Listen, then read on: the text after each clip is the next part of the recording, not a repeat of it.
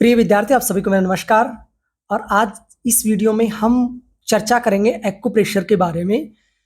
इससे पहले हमने मर्म चिकित्सा की चर्चा की है और इसमें आज हम जानेंगे एक्यूप्रेशर के बारे में। एक्यूप्रेशर का क्या अर्थ होता है, क्या उसकी परिभाषाएं होती हैं और इसका ऐतिहासिक परिचय भी हम जानेंगे। एक्यूप्रेशर के जो मूलभूत सिद्धांत हैं उनकी चर्चा हम करेंगे और जो सामान्य एक्यूप्रेशर पॉइंट्स हैं उनकी चर्चा हम करेंगे। टेक्निक्स क्या हैं इसकी, वेरियस इंस्ट्रूमेंट्स यानी क्या क्या उपकरण इसमें प्रयोग होते हैं उनकी चर्चा हम करेंगे। क्या क्या प्रिकॉशंस है, क्या क्या सावधानियां रखनी चाहिए हमें, उसके बारे में हम चर्चा करेंगे। और रूल और लिमिटेशंस क्या है उनकी हम चर्चा करेंगे। तो चलिए हम शुरू करते हैं एक्यूप्रेशर के बारे में। बहुत ही रोचक और बहुत ही महत्वपूर्ण और उपयोगी विषय है। परीक्षा की दृष्टि से तो उपयोगी है ही, सामान्य व्यक्ति के लिए भी बहुत ही उपयोगी है। कोशिश करेंगे विद इन 1 आवर, 1 घंटे से पहले पहले हम इस वीडियो को या इस विषय को हम पूरा जान लें। तो देखिए, एक्यूप्रेशर है वो भारतीय परिवेश में या भारतीय समाज में एक चिकित्सा पद्धति ही नहीं है, बल्कि मूल संस्कारों के रूप में जुड़ी हुई चिकित्सा की शैली है। यानी ये चिकित्सा पद्धति हमारे संस्कारों में निहित है, हमारी परंपरा में निहित है, हमारी दिनचर्या में निहित है।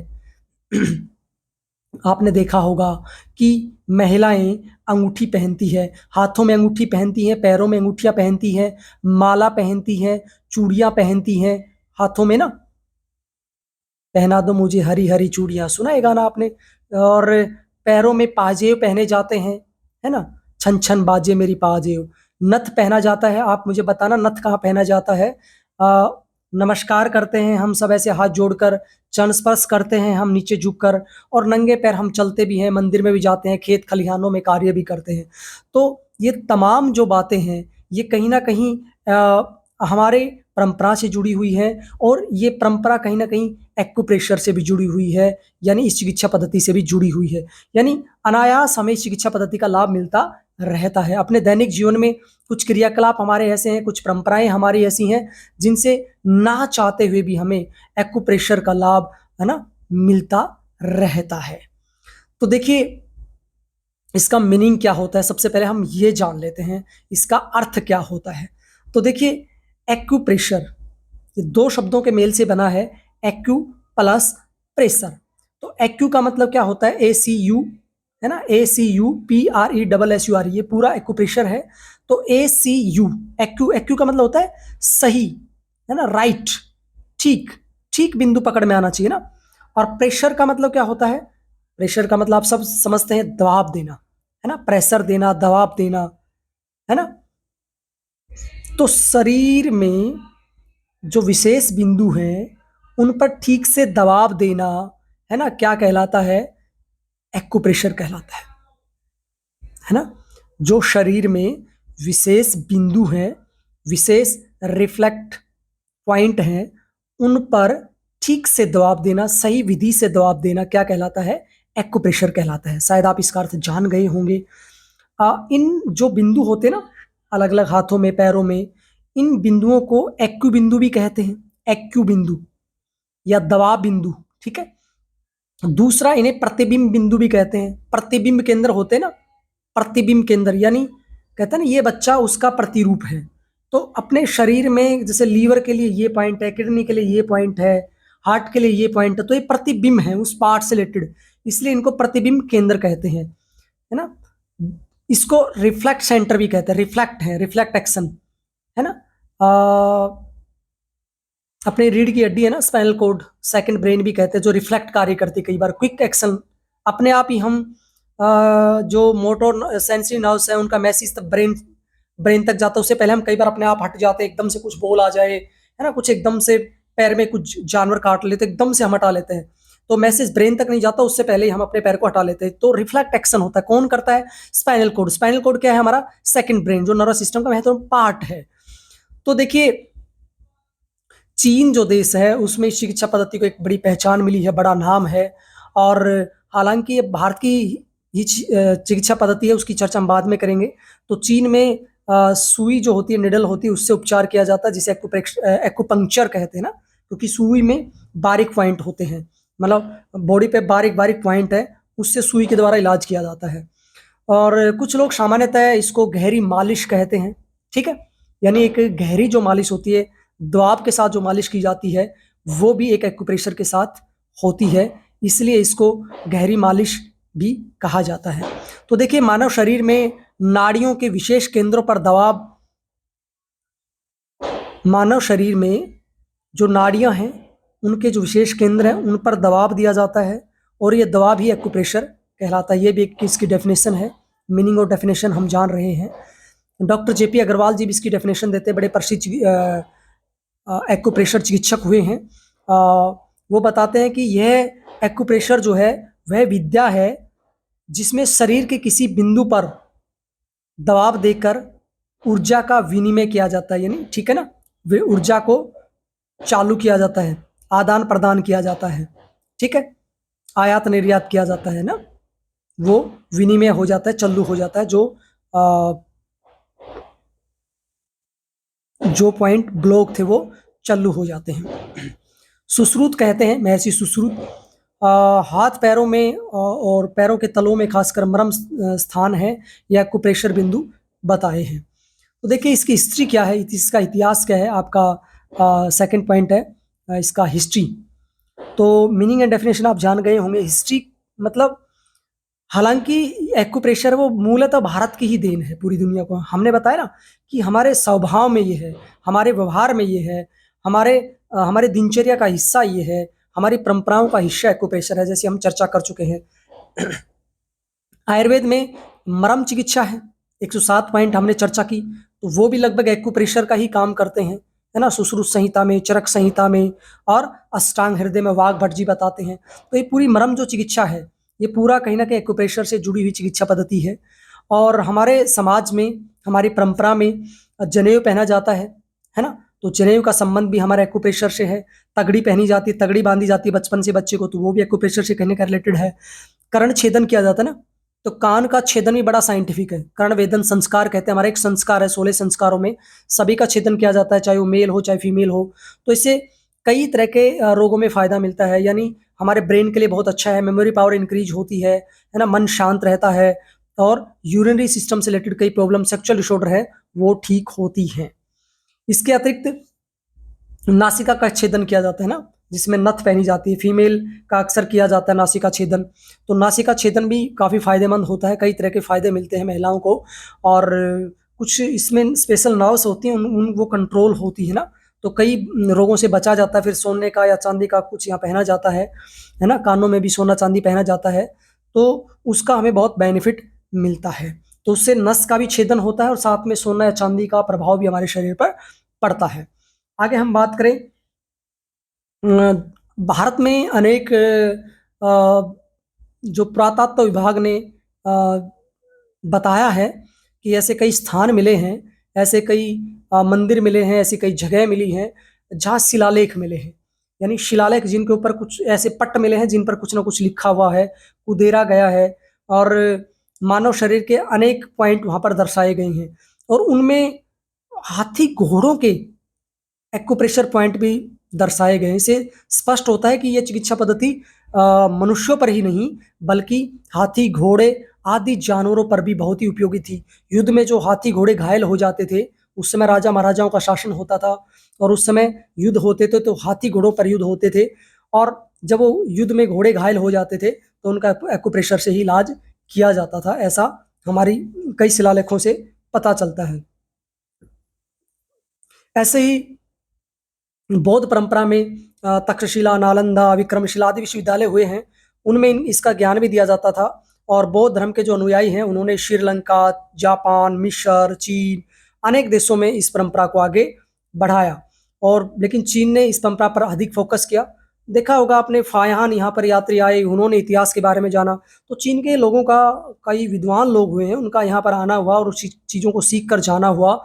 और उसके बाद पूरी दुनिया में उन्होंने बताया कि जैसे भारत में ही नहीं पता था कि तक्षशिला विश्वविद्यालय था, वो तो खुदाई में पता चला, और फिर चीन के कुछ जो फायान और जो दूसरे यात्री आए थे उनके द्वारा पता चला कि हमें यहाँ पर ये चीज़ें थी। तो उन्होंने लेखन कार्य अच्छे से किया, चीज़ों को संचित करके रखा, है ना।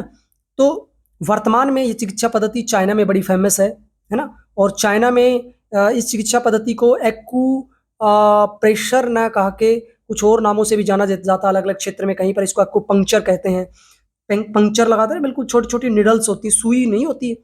एक्यूप्रेशर तो फिर भी थोड़ा बड़ा होता है, लेकिन निडल्स में बारीक बारीक पॉइंट होते हैं, उनसे इनको ठीक किया जाता है। और जापान में इसे शियात्सु कहा जाता है, शियात्सु। तो शी का मतलब होता है फिंगर, उंगली, और या आत्सु का मतलब होता है दबाव देना, यानी उंगली से दबाव देना। तो जापान में भी ये चिकित्सा पद्धति मशहूर है, फेमस है। तो देखिए, इस चिकित्सा पद्धति को अलग अलग देशों में अलग अलग नामों से जाना जाता है ना। इसको कुछ विधियां भी हैं इसकी। तो उससे पहले हम जानते हैं किन किन देशों में किन नामों से ये अधिक फेमस है। जैसे चाइनीज चाइनीज में जैसे एक्यूपंक्चर ज़्यादा फेमस हो रहा है, एक्यूप्रेशर भी कहते हैं कुछ जगह पर। और आयुर्वेद में भी ये मरम की तरह प्रसिद्ध है ना, मरम चिकित्सा। सुजोग थेरेपी के नाम से भी इसे जाना जाता है। मेरिडियोलॉजी भी इसी तरह की एक चिकित्सा पद्धति होती है। शियात्सु के बारे में हम जान ही चुके हैं, है ना, जो जापान में फेमस है। प्रतिबिंब केंद्र के रूप में भी इसे जाना जाता है। अक्कुपंक्चर के रूप में भी इसे जैसे चाइना में और कई देशों में जाना जाता है। ऑरिकुलर भी जाना जाता है। यानी मूलतः है तो ये सबसे मूल में अगर माने तो मुझे लगता है कि ये मरम चिकित्सा है। फिर उसके बाद, क्योंकि मरम चिकित्सा में 107 स्थान है, 107 पॉइंट है, उसके अलावा फिर कुछ और पॉइंट है। अब इनकी बात करें तो हजारों पॉइंट है, और ये पॉइंट सिर्फ हाथों में है यहाँ पर, और कुछ चेहरे पर है, और कुछ पैरों में है। मेन हाथों और पैरों में है। तो ये हजारों पॉइंट है। तो उसका थोड़ा बड़े पॉइंट या ज़्यादा पॉइंट्स किस में मिले, एक्यूप्रेशर में। और उसके अतिरिक्त और भी ज़्यादा पॉइंट, छोटे छोटे पॉइंट, है ना, वो किस में मिले, एक्यूपंक्चर में। फिर उसी तरह से अलग अलग मेरिडियोलॉजी आ गया, शियात्सु आ गया, ऑरिकुलर आ गया। तो अब धीरे धीरे नई नई चीज़ें विकसित हो रही है, तो इनके नाम भी बदलते जा रहे हैं, और उसमें और भी गहराई में जाते जा रहे हैं। अब हम आगे बात करते हैं इसके सिद्धांतों की। तो देखिए, इसमें सबसे पहला जो सिद्धांत है वो ह्यूमन बॉडी का सिद्धांत है ना, मानव शरीर का सिद्धांत है। यानी जो मानव शरीर है वो एक फिजिकल भी है और इमोशनल भी है, यानी शारीरिक और भावनात्मक दोनों का मिला हुआ रूप मिलाकर एक इकाई बनता है। तो एक इकाई मानकर शरीर को इसका उपचार दिया जाता है। एक्यूप्रेशर क्या है कि फिजिकल शरीर, भौतिक शरीर को, और इमोशनल भावनात्मक शरीर को एक इकाई मानकर, एक यूनिट मानकर इलाज देती है ना, उपचार किया जाता है एक्यूप्रेशर विधि में। ठीक है। तो यानी फिजिकल बॉडी और इमोशनल बॉडी दोनों को एक इकाई मानकर जो उपचार किया जाता है, ये इसका एक प्रमुख सिद्धांत है। दूसरा, जो रक्त वाहिकाएं हैं, जो ब्लड वेसल्स हैं, तथा जो स्नायु संस्थान है यानी नर्वस सिस्टम है, सभी छोटी बड़ी नाड़ियों के आखिरी जो हिस्से होते हैं ना, जितनी भी नाव्स हैं, जितनी भी नाड़ियां हैं, चाहे वो छोटी हैं या बड़ी हैं, उनके जो आखिरी छोर होते हैं, आखिरी हिस्से होते हैं, या नाव्स के एंडिंग जो पॉइंट होते हैं, वो या तो हाथों की हथेलियों में मिलते हैं या पैरों के तलवे में होते हैं, ऐसा माना जाता है ना। यानी ब्लड वाहिकाओं के, ब्लड वेसल्स के और नर्वस सिस्टम के छोटी बड़ी जो भी नाड़ियां हैं, उनके जो आखिरी हिस्से होते हैं, उनका एंडिंग जो पॉइंट होता है, कहते हैं या तो हथेलियों में होते हैं, क्योंकि इधर का एंडिंग पॉइंट कहाँ होगा, क्योंकि ये नाव सारे हाथों के हथेलियों में रहेगा, पूरे शरीर का नीचे की कहाँ जाएंगी, पैरों के तलवों तक जाएंगी। तो इसलिए वहां पर क्या होते हैं, मुख्य पॉइंट होते हैं, हाँ, हाथों में और पैरों में। और पूरे शरीर को भी अगर देखा जाए तो 10 समानांतर भागों में एडी से चोटी तक लेकर बांटा गया है ना। यहाँ से हम बीच के 2 हिस्से करेंगे तो 5 इस साइड में है, 5 इस साइड में, जैसे 5 उंगली इस साइड में, 5 उंगली इस साइड में। तो यहाँ से पूरे शरीर के समानांतर 10 हिस्से करेंगे ना। ये सेंटर हो गया, 1 2 3 4 5, फिर 1 2 3 4 5 ऐसे बांटेंगे। तो यहाँ से देखेंगे तो 5 हिस्से इस साइड में है, 5 हिस्से इस साइड में। ठीक है। तो ऐसे 10 समानांतर भागों में बांटा गया है शरीर को, एडी से लेकर चोटी तक। फिर ही उसका उपचार किया जाता है नाव्स के आधार पर। जैसे नाव्स नहीं फैल रही हमारी, जैसे क्रेनिकल नाव्स हैं, फिर नीचे कौन सी नाव्स हैं आप मुझे बताना, मैं कई बार बता चुका हूँ। नीचे जो रीढ़ की हड्डी के साथ है कितनी जोड़ी नाव्स है और कौन नाम क्या है उनका ना, ये भी आपको बताना है। तो 31 जोड़ी इधर है, 31 जोड़ी इधर है, सॉरी टोटल 31 जोड़ी हैं। तो 31 इधर हैं, 31 इधर हैं। तो वो कहाँ खत्म होती हैं, हाथ हथेलियों में और पैरों में। तो इसलिए इसको समानांतर भागों में बांट के, यानी टुकड़ों में बांट के इलाज किया जाता है। तो इसको जोन थेरेपी भी कहते हैं या जोन थ्योरी भी कहते हैं। जोन थेरेपी यानी जोन चिकित्सा, है ना। जोन नहीं होता, जैसे कहते हैं नॉर्थ जोन है, ये साउथ जोन है। तो कौन से जोन में रोग है उसके अकॉर्डिंग भी इसकी चिकित्सा की जाती है। और जोन थेरेपी भी कहते हैं, जोन चिकित्सा भी कहते हैं और जोन सिद्धांत भी कहते हैं, थ्योरी भी है, एक सैद्धांतिक भी है। ठीक है, 5 राइट में 5 लेफ्ट में टुकड़े बांटकर। अब इसका मूल आधार क्या है, किस बेस पे काम करती है? तो देखिए, मूल जो आधार है एक्यूप्रेशर पॉइंट का वो ये है कि जो दबाव हम देते हैं उससे नाड़ी मंडल मंडल जो होता है, नर्वस सिस्टम जो होता है वो उत्तेजित होता है और उस उत्तेजित स्टिमुलेट करते हैं उसको ना। और स्टिमुलेट करने से क्या होता है कि पिट्यूटरी ग्लैंड है, पिट्यूटरी ग्लैंड क्या है, मास्टर ग्लैंड है। मास्टर ग्लैंड का मतलब जो जितनी भी ग्लैंड्स हैं, जितनी भी ग्रंथियां हैं, उन सब पे कंट्रोल करती है, इसलिए इसको मास्टर ग्लैंड कहते हैं। तो पिट्यूटरी ग्लैंड से क्या कौन सा हार्मोन रिलीज होता है फिर? एंडोर्फिन हार्मोन रिलीज होता है। और एंडोर एंडोर्फिन हार्मोन रिलीज होने से क्या होता है कि व्यक्ति खुश होता है, प्रसन्नचित होता है, पॉजिटिव एनर्जी शरीर में आती है और उस वजह से वो खिलखिलाता है, हंसता है और पूरी बॉडी में ब्लड सर्कुलेशन ठीक से संचालित होने लग जाता है, संचार ठीक से होने लग जाता है ब्लड का। दूसरा इसका ये आधार है कि मांसपेशियां इससे तनाव मुक्त होती है। कैसे होती हैं? कि जैसे हम एक्यूप्रेशर दबाव देते हैं, ठीक है, तो उससे क्या होता है कि मसल्स जो होती हैं वो रिलैक्स होती हैं। जैसे आप हेड मसाज कराते हैं तो हेड मसाज करने से क्या होता है, दबाव भी देता है ऐसे ऐसे करके ना, आगे पीछे से ऐसे अलग अलग तरीके से, तो उससे क्या होता है, उससे ये होता है कि आपको रिलैक्स महसूस होता है, आपकी जो मसल्स है वो रिलैक्स होती है। जो पहलवान होते हैं वो मालिश कराते हैं या खिलाड़ी होते हैं वो मालिश कराते हैं, तो इससे क्या होता है, आपकी जो मसल्स हैं अलग अलग हाथों में, पैरों में, छाती पे, कमर पे, वो सभी क्या होती हैं, रिलैक्स होती हैं, शांत होती है। तो ये भी एक इसका मूल आधार है, बेस है। तीसरा, ऐसा माना जाता है कि मानव शरीर में क्रिस्टल जमा होते हैं। क्रिस्टल मानी विजातीय तत्व कह सकते हैं, जैसे नेचुरोपैथी में विजातीय तत्व होते हैं, इसी तरह से इसमें क्रिस्टल जमा होते हैं ना। तो ये क्रिस्टल जो होते हैं, क्रिस्टल जो जमा होते हैं, तो वो क्या कर देते हैं, ब्लड वेसल्स को और नर्व्स को ब्लॉक कर देते हैं और उन क्रिस्टल्स को दबाव के द्वारा, प्रेशर के द्वारा वहां से रिमूव कर दिया जाता है। ठीक है, तो रिमूव होने से वो जो ब्लड वेसल्स है और जो नर्व्स है वो ठीक से चलना शुरू कर देती हैं, यानी उनमें ठीक से संचार होने लग जाता है और क्रिस्टल वो धीरे धीरे अपनी जगह छोड़ देते हैं। एक इसका सिद्धांत कह सकते हैं या मूल आधार कह सकते हैं कि हमारा जो शरीर है, प्राकृतिक चिकित्सा में भी माना जाता है, पंच तत्वों से बना है। पंच तत्वों से हमारा शरीर निर्मित हुआ है और 5 तत्व कौन कौन से हैं? पृथ्वी, अग्नि, जल, वायु और आकाश। ठीक है, तो पंच तत्वों का ठीक से संतुलन रहने से शरीर से ठीक से संचालित होता है और पंच तत्वों को संचालित करने के लिए बायो एनर्जी जो है ना वो बहुत ही महत्वपूर्ण भूमिका निभाती है। ठीक है, बायो एनर्जी जो होती है वो बहुत ही महत्वपूर्ण भूमिका निभाती है और हाथ पैर जब हम दबाव देते हैं तो पीड़ा महसूस होती है। ठीक है, तो इसका मतलब हाथों पैरों में कहीं भी अगर आप, कई बार नहीं होता कि जैसे आपने यहाँ से दबाया, दबाव दबाव दिया आपने यहाँ से, कोई दिक्कत नहीं हुई, थोड़ा आगे से दबाया कोई दिक्कत नहीं हुई, कुछ जगह पर आदमी को दबा बहुत दर्द हो रहा है एकदम से, अच्छा यहाँ दर्द है। तो इस सिद्धांत के अनुसार ये है कि यहाँ से एनर्जी लीक हो रही है ना, हाथों में पैरों में कहीं पर दबाते हैं तो कहीं दर्द नहीं होता, कहीं पर बहुत तेज दर्द होता है।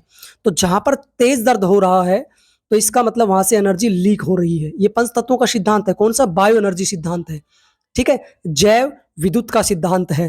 तो एनर्जी लीक हो रही होती है यानी एनर्जी बाहर निकल रही होती है, तो उस एनर्जी को प्रेशर देकर हम बैलेंस करते हैं और वो ताकि एनर्जी बाहर ना निकले, वो शरीर में ही अपनी गति करती रहे। तो ये भी इसका एक मूल आधार है, मूल सिद्धांत है। तो ये कुछ हमने इसके प्रिंसिपल्स जाने, कुछ सिद्धांत जाने।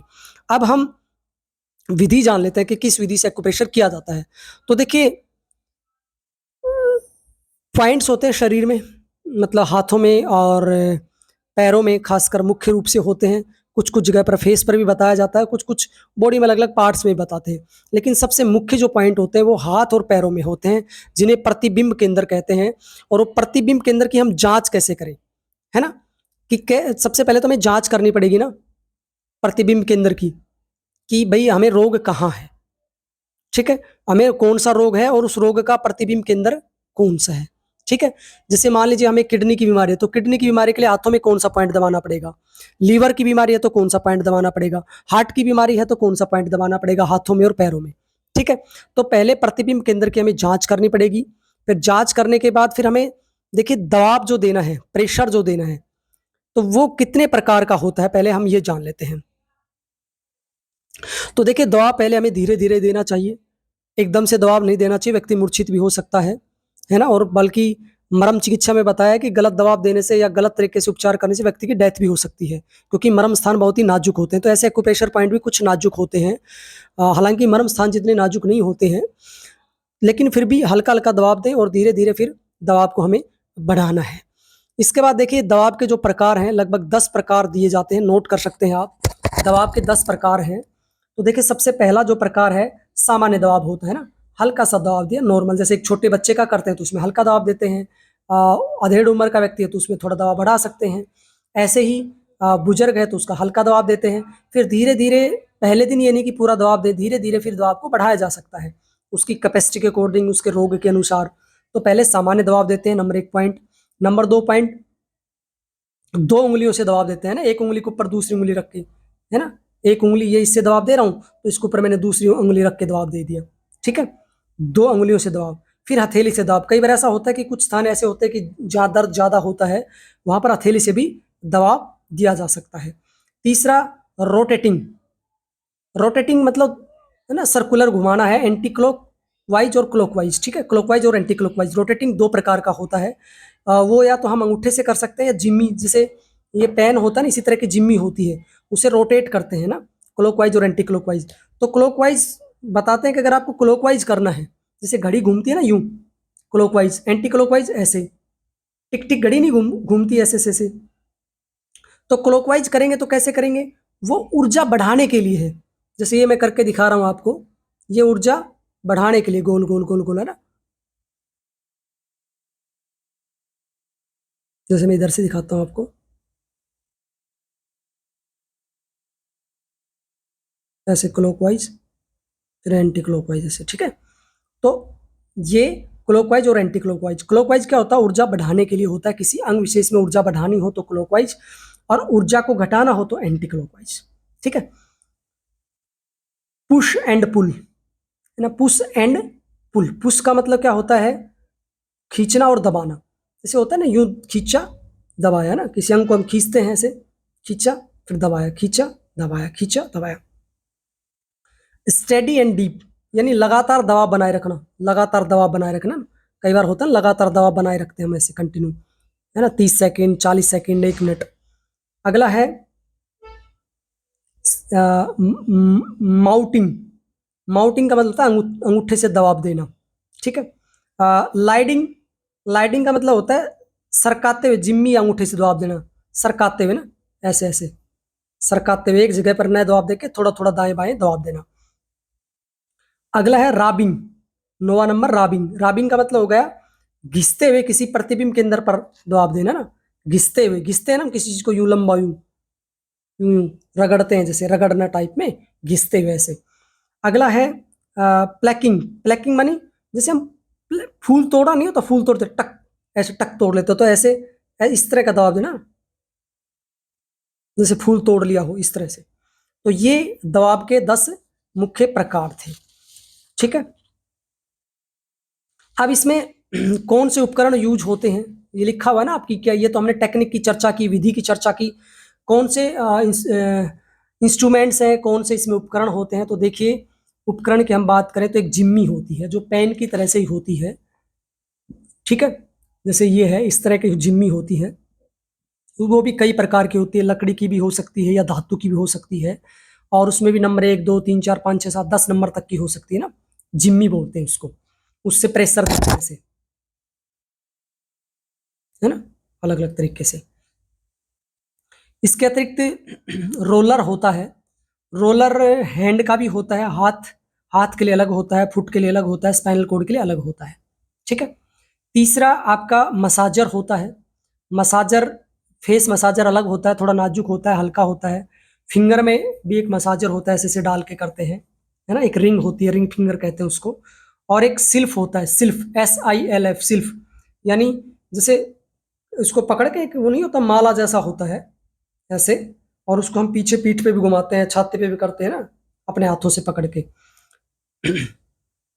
एक होता है मैजिक बॉल, एक बॉल होती है ना, उससे हम ऐसे ऐसे दबाते रहते हैं, ठीक है, उस पर हल्के हल्के पॉइंट्स होते हैं, उनको दबाते रहते हैं, इसे दबाने से एक्यूप्रेशर होता रहता है संपूर्ण हाथों पे। ऐसे ही एक्यू पॉइंट पेन होता है ना, एक पेन भी होता है छोटा सा, जिसको एक्यू पॉइंट पेन कहते हैं। तो उस पेन को दबाने से भी हमें फ़ायदा मिलता है। इसके अतिरिक्त एक होता है नार्व फेस मशीन, वाइब्रेटर होता है। ये उस पे खड़े हो जाते हैं, उस पे मैग्नेट भी लगा रहता है और जैसे वो चलाते तो ऐसे दर-दर ऐसे होता है, तो पूरी बॉडी में वाइब्रेशन होता है। तो एक्यूप्रेशर भी होता रहता है, वाइब्रेशन भी होता रहता है, तो वो भी एक अच्छा है। आजकल कुछ लोग ऐसे एक चबूतरा-सा बना देते हैं, खासकर नेचुरोपैथी सेंटर में मिलता है वो। तो उसमें पहले छोटे कंकर होते हैं, फिर गोलियाँ जो होती है ना खेलने वाले उस जैसे होते हैं, फिर थोड़े बड़े पत्थर होते हैं गोल-गोल, कुछ नुकीले पत्थर होते हैं, ज़्यादा नुकीले नहीं, नॉर्मल से। तो उसमें व्यक्ति पहन के भी मतलब नंगे पैर उसमें घूमता है, तो वो भी बहुत ही अच्छा माना गया है। वो भी एक आजकल थेरेपी का हिस्सा है, उपकरण का हिस्सा है। कुछ ऐसी चप्पल्स भी आती हैं आजकल, है ना? कुछ हाथों में बॉल भी आते हैं ऐसे-ऐसे रगड़ने के लिए, ठीक है?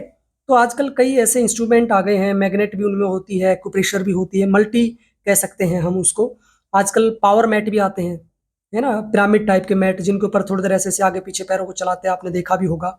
किसी को आप गिफ्ट भी देते हैं तो इसी तरह की चीज़ें दिया करो, पावर मैट दे दिया, एक्यूप्रेशर चप्पल दे दी, तो वो अगले को फ़ायदा होता है और आप इसका मतलब उसके स्वास्थ्य की रक्षा आप करना चाहते हैं, उसका आप ध्यान रखते हैं। तो किसी को कभी कोई चीज़ गिफ्ट देनी हो तो ऐसी चीज़ें हमें गिफ्ट देनी चाहिए, एक्यूप्रेशर मैट दे दिया या एक्यूप्रेशर वाली या मैग्नेट वाली चप्पलें दे दी, है ना? तो ये कुछ हमने बात की एक्यूप्रेशर इंस्ट्रूमेंट की। ये तो आजकल मॉडर्न मतलब कॉन्सेप्ट है इक्विपमेंट्स का, लेकिन प्राचीन काल में तो हाथों से ही खासकर अंगूठे से ही दिया जाता है एक्यूप्रेशर या उंगली से दिया जाता है। तो एक्यूप्रेशर में मतलब आपको ये ऐसे नहीं देना है, जैसे मैं आपको दिखाता हूँ कि आपको यूँ खड़ा अंगूठा नहीं लगाना है कभी भी, ये ध्यान रखना आपको, इम्पोर्टेंट बात है इसकी ना, सावधानी है। आपको थोड़ा-सा ऐसे, बिल्कुल यूँ भी नहीं, जैसे अंगूठा हम लगाते हैं ना, जब कोई आपके स्याही लगा के कोई अंगूठा लगाते हैं, पहले तो आजकल तो सिग्नेचर करते हैं, पहले अंगूठे लगाते थे। कुछ जगह ऐसी होती है जिनमें आज भी अंगूठे लगाते हैं। तो अंगूठा जैसे लगाते हैं इस तरह से हमें प्रेशर देना है, खड़ा करके बिल्कुल भी नहीं देना है, वो गलत है, उससे नुकसान हो सकता है। नेल्स आदि आपके कटे होने चाहिए, ये ध्यान रखना है। नेल्स अगर आपके हैं तो दिक्कत कर सकते हैं, नेल्स कटे होने चाहिए, खड़े अंगूठे से प्रेशर नहीं देना है, खाना खाने के तुरंत बाद प्रेशर नहीं देना है, प्रेशर देने के तुरंत बाद खाना नहीं खाना है, प्रेशर देने के बाद तुरंत नहाना नहीं है ना? प्रेशर देने के बाद तुरंत आपको पानी भी नहीं पीना है, 10-15 मिनट आपको विश्राम करना है। ये कुछ सावधानियाँ आपको ध्यान में रखनी है। बुखार में आपको एक्यूप्रेशर नहीं करना है, कुछ और भयंकर रोग है उसमें एक्यूप्रेशर नहीं करना है। सामान्यतः एक्यूप्रेशर करने से पूर्व आपको उस चीज़ का पूरा ज्ञान होना चाहिए, पूरी जानकारी होनी चाहिए। जो विधिवत, ऑथेंटिक, प्रामाणिक जो योग गुरु है, या कहें हम एक्यूप्रेशर चिकित्सा विशेषज्ञ है, उसी से ही सलाह मशवरा करने के बाद या उसी के सानिध्य में ही एक्यूप्रेशर चिकित्सा का उपचार करना चाहिए या एक्यूप्रेशर प्रेशर चिकित्सा देनी चाहिए। देखा-देखी करके, वीडियो देखकर कभी भी एक्यूप्रेशर ना करें, किसी पॉइंट को आप गलती से ना दबाएँ। तो ये कुछ हमने सावधानियों की बात की, कुछ प्रिकॉशंस की बात की जो आपके सिलेबस का हिस्सा है। कुछ हमने इसके रूल्स की बात की। तो देखिए रूल्स में हम बात करें तो दिन में आप 3 बार एक्यूप्रेशर कर सकते हैं। ज़्यादा प्रॉब्लम है तो 4 बार कर सकते हैं, लेकिन इससे ज़्यादा नहीं, ठीक है? लगभग हर 3 से 4 घंटे के बाद एक बार आप एक्यूप्रेशर कर सकते हैं और ध्यान रहे कि कितनी देर आपको पॉइंट दबाना है। तो अलग-अलग हमने 10 प्रकार बताए हैं ना दबाव के प्रकार। तो एक्यूप्रेशर रोग के अनुसार है, ठीक है? रोग के अनुसार है, तो 2 मिनट से लेकर 5 मिनट तक आप दबा सकते हैं। जैसे कि आपको किडनी का रोग है, तो आप ये यहाँ से दबा रहे हैं, तो ऐसे-ऐसे करके मैं उँगली से दबा रहा हूँ ना, क्योंकि यहाँ हाथ से दबाने में, अंगूठे से दबाने में दिक्कत है, तो यहाँ पर उँगली से अच्छे से दब जाता है। तो लगभग आप 2 से 5 मिनट तक इसको प्रेस कर सकते हैं। 2 मिनट या 3 मिनट इसको किया, 2 से 3 मिनट इस साइड से कर लिया, ठीक है? जैसे इस साइड का हिस्सा है, इस साइड के जैसे आई में कोई प्रॉब्लम है, नोज़ में प्रॉब्लम है, इस साइड के किसी हाथ में प्रॉब्लम है, तो इसी साइड का, राइट साइड में प्रॉब्लम है तो राइट साइड के हैंड का या पैर का एक्यूप्रेशर करना है, लेफ्ट में प्रॉब्लम है तो उस साइड का। मैंने बताया था ना 10 भागों में शरीर को बाँटा गया है, 5 लेफ्ट में, 5 राइट में, तो वो ज़ोन जो हैं, उन ज़ोन के अकॉर्डिंग ही हमें प्रेशर देना है।